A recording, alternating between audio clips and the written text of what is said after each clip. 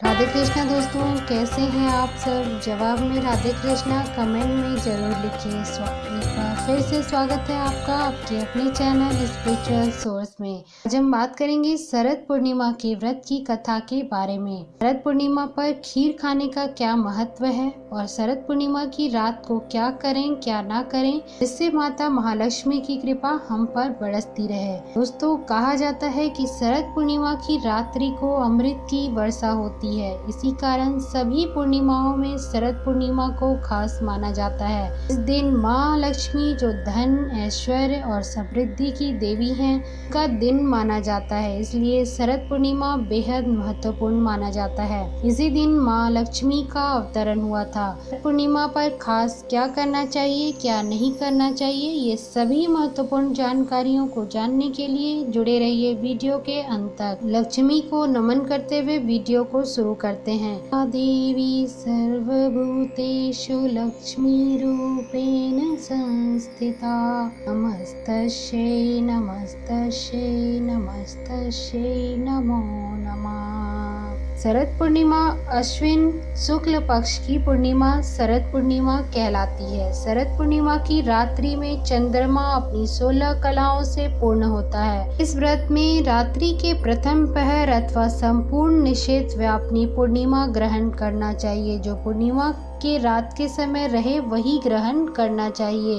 इस दिन लक्ष्मी नारायण, महालक्ष्मी एवं तुलसी का पूजन किया जाता है। इसी दिन श्री कृष्ण ने गोपियों के साथ महारास रचाया था। साथ ही माना जाता है कि इस दिन माँ लक्ष्मी रात के समय भ्रमण में निकलती हैं और यह जानने के लिए कि कौन जाग रहा है और कौन सो रहा है। उसी के अनुसार माँ लक्ष्मी उनके घर पर ठहरती हैं। इसलिए इस दिन सभी लोग जागते हैं और माता का जागरण करते हैं, जिससे कि माँ की कृपा उन पर बरसे और उनके घर से कभी भी लक्ष्मी ना जाए। इसलिए इसे कोजागरी पूर्णिमा या रास पूर्णिमा भी कहते हैं। जो पंचांग के अनुसार आश्विन मास की पूर्णिमा ही शरद पूर्णिमा पर्व मनाया जाता है। ज्योतिष के अनुसार इस बार पहली बार ऐसा हो रहा है जब शरद पूर्णिमा और गुरुवार का संयोग बना है। इस दिन पूरा चंद्रमा दिखाई देने के कारण इसे महापूर्णिमा भी कहते हैं। पूरे साल में केवल इसी दिन चंद्रमा 16 कलाओं से परिपूर्ण होता है। हिंदू धर्म में इस दिन को कोजागर व्रत माना गया है। इसी को कौमुदी व्रत भी कहते हैं। मान्यता है कि इस रात्रि को चंद्रमा की किरणों से अमृत झड़ता है।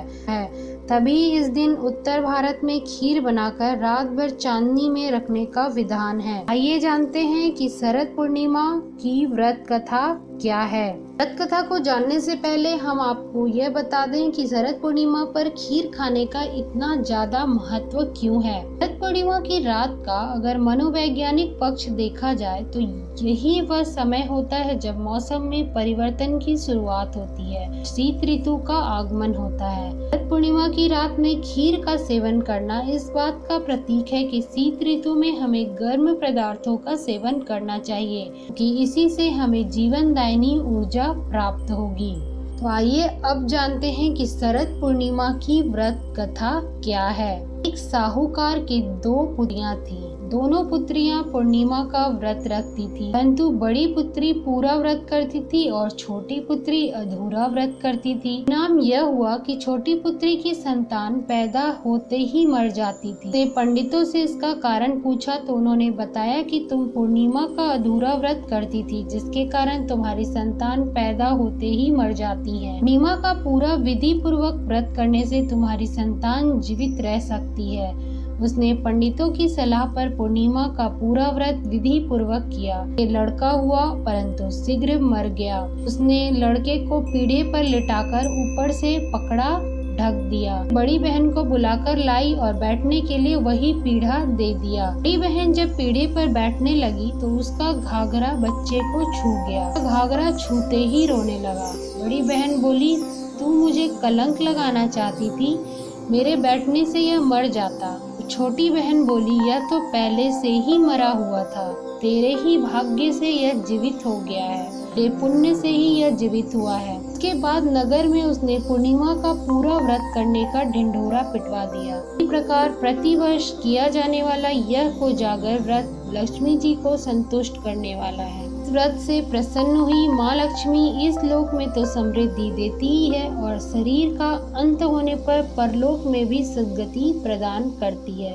आइए जानते हैं कि अब शरद पूर्णिमा की रात्रि में हमें कौन सा ऐसा कार्य है जो करना चाहिए और कौन सा ऐसा कार्य है जो नहीं करना चाहिए। दशहरे से शरद पूर्णिमा तक चंद्रमा की चांदनी में विशेष हितकारी हितकारी किरणें होती हैं। इन दिनों चंद्रमा की चांदनी का लाभ उठाना जिससे वर्ष भर आप स्वस्थ और प्रसन्न रहें। नेत्र ज्योति बढ़ाने के लिए दशहरे से शरद पूर्णिमा तक प्रतिदिन रात्रि में 15 से 20 मिनट तक चंद्रमा के ऊपर त्राटक करें। नेत्र ज्योति बढ़ती है।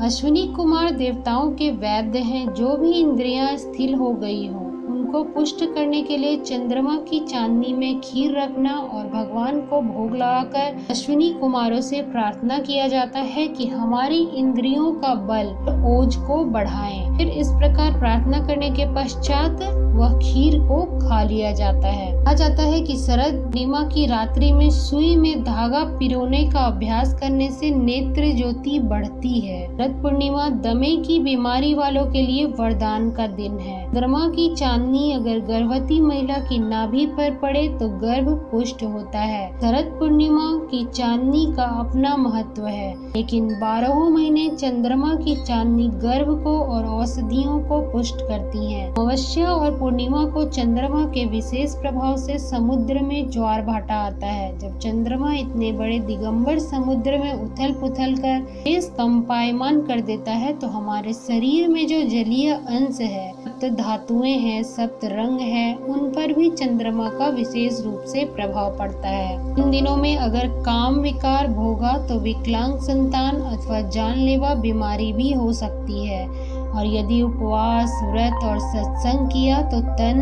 दुरुस्त, मन प्रसन्न और बुद्धि में बुद्धिदाता का प्रकाश आता है। इसलिए आप इस प्रकार से ही ऋतु में कार्य करें और जो कार्य नहीं करना चाहिए उन कार्यों को न करें। आशा करती हूँ कि शरद पूर्णिमा की सभी उपयोगी जानकारियाँ आपको मैं दे पाई। अगर आपको हमारी वीडियो पसंद आती है तो हमारे वीडियो को शेयर के साथ साथ चैनल को सब्सक्राइब भी जरूर कीजिए। ऐसी ही रोचक और उपयोगी जानकारियों के लिए जुड़े रहिए हमारे चैनल के साथ। आज के वीडियो में इतना ही। मिलते हैं अगले वीडियो में एक नई और रोचक जानकारी के साथ।